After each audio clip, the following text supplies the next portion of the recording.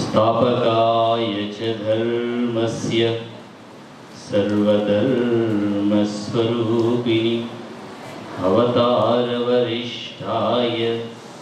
रामकृष्णाय ते नमः। नमः श्रीयतिराजाय विवेकानन्दसूरये सच्चित्सुखस्वरूपाय स्वामिने तापहारिणे। ॐ नमः प्रणवार्थाय शुद्धज्ञानैकमूर्तये निर्मलाय प्रशान्ताय दक्षिणामूर्तये नमः।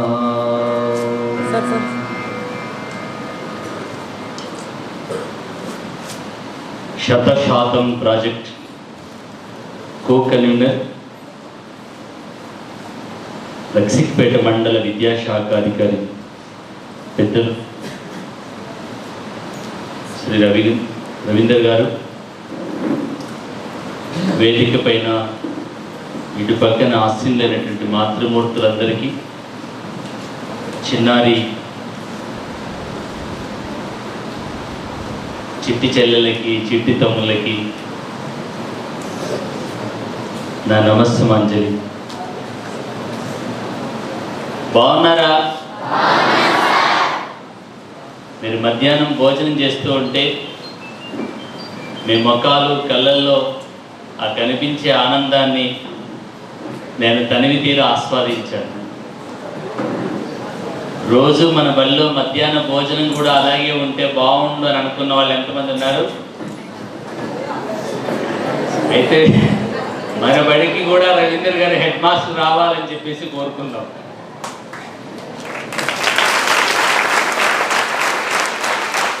ఆయనకి ఆ అన్నపూర్ణాదేవి అనుగ్రహం ఏమో తెలియదు. ఇలాంటి ఈవెంట్స్ కండక్ట్ చేయడంలో ఆయనదైన ఒక మంచి హృదయం, యా ఫ్రెండ్, ఒక మంచి సహృదయతతో అందరూ బాగుండాలి, అందరూ కడుపు నిండా తినాలని చెప్పేసి కోరుకునేటువంటి ఒక విశాలమైనటువంటి హృదయం కలిగినటువంటి ఒక మంచి హెడ్ మాస్టర్ గారి ప్రోగ్రాంకి సంధానకర్తగా ఉండడం మనం చేసుకున్న గొప్ప అదృష్టం అని నేను అనుకుంటున్నాను. నేను కరెక్టా రాంగ్? ఇక్కడ పనిచేయడం కోసం, మీ అందరికీ క్లాసెస్ తీసుకోవడం కోసం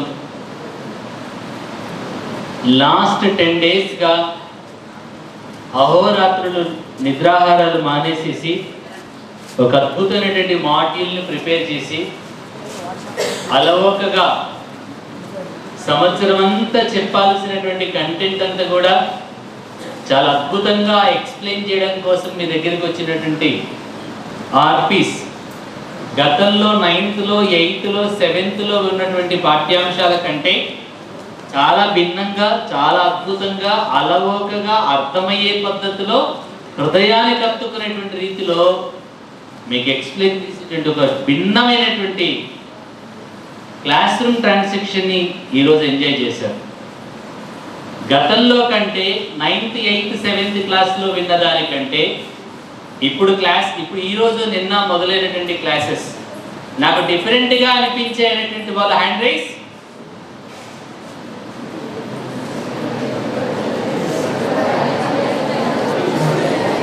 ఓ, నీకు అనిపించింది అనిపించలేదు పక్క వాళ్ళని అడగకండి, నీకు అనిపిస్తేనే చెయ్యొద్దు.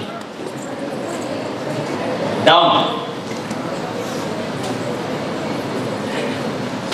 అయితే నానా మిమ్మల్ని శక్తులుగా, ఒక అద్భుతమైనటువంటి టీచర్స్గా, సబ్జెక్టు పట్ల మరింత పరిణతి కలిగినటువంటి మీ మేధస్సుకి పదను పెట్టడం కోసం జరుగుతున్నటువంటి గొప్ప ప్రాక్టీస్ ఈ 4 రోజులు. మ్యాథ్స్ కావచ్చు, ఫిజికల్ సైన్స్ కావచ్చు, మీ సబ్జెక్టు ఏదైనా కావచ్చు. నా సబ్జెక్టులో నాకు ఉండబడిన 7 సబ్జెక్ట్స్లో 100% సెంట్ 100% నాకు మార్క్స్ రావాలి, 100కు 100% మార్కులు రావాలని కోరుకునే వాళ్ళు ఎంతమంది ఉన్నారు మీ దాంట్లో? నిజమా? నిజమా? రైట్. నిజంగా మీకు 100కు 100% మార్కులు రావాలంటే నాకు చెప్పండి, ఏం చేస్తే 100కు 100% మార్కులు వస్తాయి? నాకు తెలుసు ఈ చదువుకుంటే మార్కులు వస్తాయని.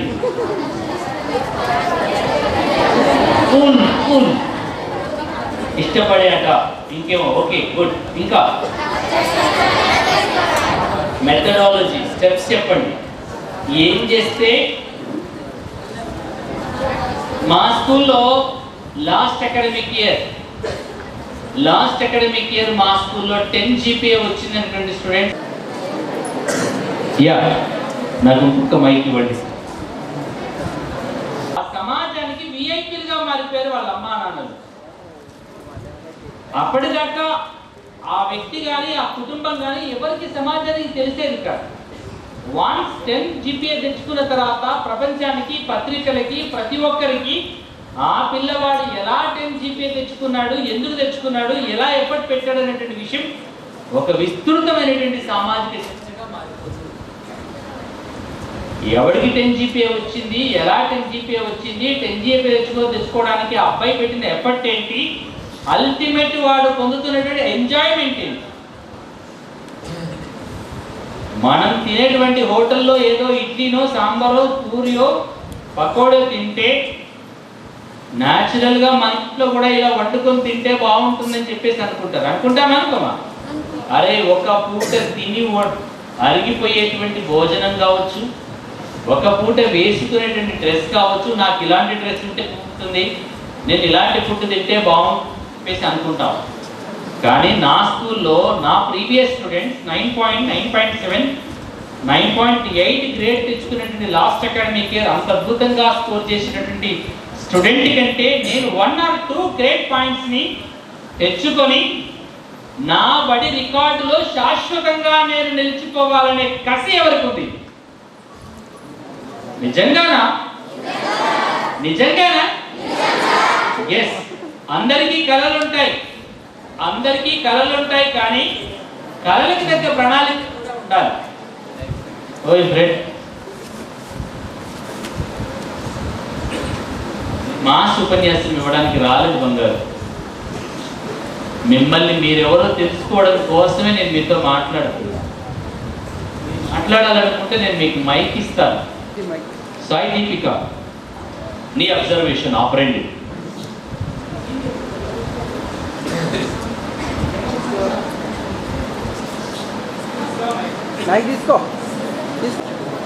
మాట్లాడియా సార్లు చెప్పిన మాటలు చక్కగా విని అర్థం చేసుకొని హార్డ్ వర్క్ చేసి తెలుసుకోవడానికి సాధించాను.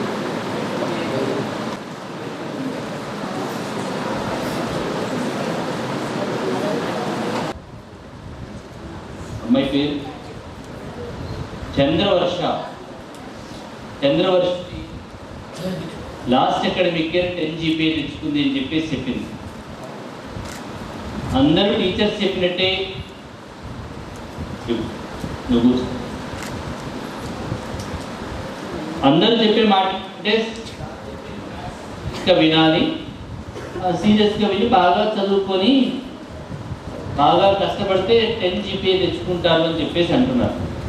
ఇది కామన్గా చెప్పి మీకు ఏమైనా క్లారిటీ ఉందా? ఎవరైనా సరే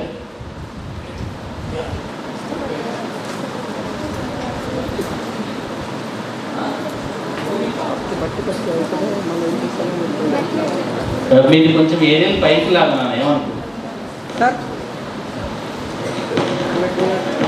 Good evening to all. My name is K. Bhumika. అందరూ 10 GPA సాధించాలి అని కష్టపడి చదువుతూ టైంని బట్టి పడుతూ ఉంటారు. తెలిసినంత వరకు 10 GPA సాధించాలంటే బలమైన నమ్మకం ఉండాలి. ఫస్ట్ దానికంటే ముందు బలమైన కోరిక ఉండాలి.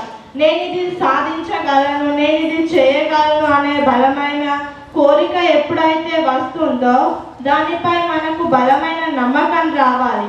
ఆ తర్వాత రెగ్యులర్ ఉండాలి. మనం ఏదైతే విషయాన్ని నేర్చుకుంటామో ఆ విషయాన్ని మనం రెగ్యులర్గా ప్రాక్టీస్ చేస్తూ ఉంటే అప్పుడు మనకు ఫలితం అనేది దానంతటా అదే వస్తుంది. మనం ఫలితం గురించి ఆలోచించవద్దు. మనం చేసే పనిని మనం చేసే పనిని చేస్తూనే ఉండాలి. ఫలితం గురించి ఆలోచించకూడదు. యాజ్ పర్ భగవద్గీత నా ఒక మాటలో చెప్పాలంటే practice made perfect. Thank you. Non veg చేస్తారు రాత్రిపూట తిన్నాక హాయిగా పడుకుంటే వచ్చేటువంటి కళల్ని, ఆ కళలో నేను 10 GP తెచ్చుకున్నాను, IIITలో ఉన్నానని చెప్పేసి ఏదో చెప్పాడు. భూమిక ఒక అద్భుతమైనటువంటి స్టేట్మెంట్ ఇచ్చింది. కనెక్ట్ అయిన వాళ్ళకి కనెక్ట్ అయి ఉంటుంది. బహుశా ఎవరైనా కన్ఫ్యూజ్ అయితే నేను మళ్ళీ దాన్ని ఒకసారి క్లారిటీ ఇస్తున్నాను. ఓ పిల్లవాడికి బర్డ్ ఫ్లైయింగ్ గురించి టీచర్ ఎక్స్ప్లెయిన్ చేస్తూ ఉన్నాడు. ఓ పిల్లవాడికి బర్డ్ ఫ్లైయింగ్ సాధారణంగా క్లాస్ అయిపోగానే క్లాస్లో ఏం చెప్తాడు టీచర్, అర్థమైందా అంటే అర్థం కాలేదు అంటే నేను ఎక్కడ అనామకం అవుతానేమో అని చాలా మంది అడ్డంగా తలుపుతారు. అర్థమైందా అంటే అయింది అని అంటారు. అయింది అని అంటే సార్ క్లాస్ కూడా అయిపోయింది అనుకోరు, వెళ్ళిపోతాడు. ఈ గొడవ అయిపోతుందని చెప్పేసి అర్థమైందా అంటే అర్థమైంది అంటారు చాలా మంది. ఇదో పెద్ద కన్ఫ్యూజన్ నాన్న. నేను 2వ సెషన్లో చెప్తాను. అర్థమైంది అనేటువంటి పదానికి ఆ పిల్లవాడు అర్థమైందా క్లాస్లో టీచర్ అడిగాడు, గ్రావిటీ మీద మీకు అర్థమైందా అని చెప్పేసి అంటే నాకు అర్థం కాలేదు మాస్టర్ గారు అని చెప్పేసి పిల్లవాడు అన్నాడు. అప్పటికి స్కూల్ టైం అయిపోయింది. స్కూల్ టైం అయిపోయినాక ఆ మాస్టర్ గారు మాట అన్నాడు, ఒరే నాన్న బీచ్ దగ్గర తీసుకొని వెళ్తే బీచ్లో బర్డ్స్ సముద్రంలో అలా మునుగుతూ లేస్తూ చేపలను వేటాడుతున్నటువంటి పక్షులని స్వయంగా ఆ మాస్టర్ గారు చూపిస్తాడు. ఇప్పుడు నీకు అర్థమైందా బర్డ్ ఫ్లైయింగ్ దాని రెక్కలని ఎంత అలవోకగా గాలి యొక్క ఒత్తిడి కంటే వేగంగా దానికి ఉన్నటువంటి స్ట్రెంగ్త్ దాన్ని అప్లై చేస్తుందని ఎక్స్ప్లెయిన్ చేస్తారు.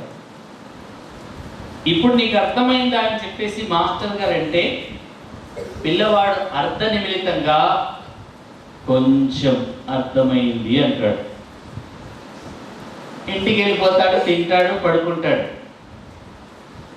క్లాసులో చెప్పినటువంటి థియరీ, సముద్రం దగ్గర జరిగినటువంటి సన్నివేశాన్ని ప్రాక్టికల్గా చూసినటువంటి పిల్లవాడు, 4th క్లాస్లో ఉన్నటువంటి పిల్లవాడు పొద్దున 3 గంటలకి చూస్తూ ఉన్నాడు టైం.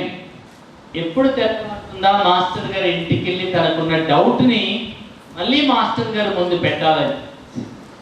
3 అయింది, నిద్ర పట్టట్లేదు, చికాక్గా ఉంది.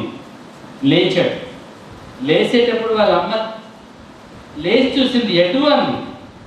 ఎట్లేదమ్మా పడుకోను అని చెప్పేసి అమ్మని అన్నాడు. వీడితో వాష్రూమ్కి వెళ్తాడు కావచ్చు అని చెప్పి అమ్మనుకుంది. లేచిన ఆ పిల్లవాడు ఆ వీధుల వెంట బయటకు వచ్చేసేసి 3 గంటల రాత్రి వచ్చి మాస్టర్ గారి డోర్ కొడుతున్నాడు. మాస్టర్ గారు అని పిలిచాడు. ఆయన డోర్ ఓపెన్ చేశాడు. ఒరేయ్ ఇంత రాత్రి వచ్చావేంటి అన్నాడు. ఏం లేదు మాస్టర్ గారు, నిన్న మీరు క్లాస్లో చెప్పారు కదా, నాకు ఇంకొక ఆలోచన వచ్చింది. ఆ ఆలోచన ఇంప్లిమెంట్ చేసుకోవడానికి టూల్స్ కోసం మీ దగ్గరికి వచ్చాను అంటాడు ఆ పిల్లోడు. ఏంటి అంటాడు మాస్టర్ గారు. ఇప్పుడు ఆ మాస్టర్ గారిని ఆ పిల్లోడు అడుగుతూ ఉన్నాడు, మాస్టర్ ఇంత బర్డ్కి దానికి కావలసినంత రెక్క ఉంది కనుక అది ఫోర్స్ఫుల్గా అప్లై చేస్తూ ఉంటే ఆ పక్షి ఎగురుతూ, మాస్టర్ గారు నాకు ఉన్నటువంటి ఫిజికల్ బాడీకి నేను ఎంత పెద్ద రెక్క కట్టుకుంటే ఆకాశంలో ఎగరగలుగుతానో నాకు ఆ లెక్క చెప్తే నేను కావలసినటువంటి రెక్కలు తయారు చేసుకుంటాను అంటాడు ఆ పిల్లోడు. ఇప్పుడు ఏం చేయాలి మాస్టర్ గారు అంటే దగ్గర తీసుకొని, ఒరేయ్ నువ్వు రెక్కలు కట్టుకొని ఎగరాల్సినటువంటి అవసరం లేదు నాన్న, నువ్వు ఏరోనాటికల్లో ఇంజనీరింగ్ చేస్తే ఏరోనాటికల్ సబ్జెక్ట్ కనుక తీసుకుంటే రెక్కలు ఉన్నటువంటి లోహ విహంగంలో విమానంలో నువ్వు ఎగరగలుగుతావు. ఆ సబ్జెక్టును నువ్వు సెలెక్ట్ చేసుకోవడం మీద ఆలోచించు అన్న ఆ విత్తనం, ఆ 3 గంటల రాత్రి ఆ మాస్టర్ గారు నాటిన ఆ విత్తనాన్ని ఒక వటవృక్ష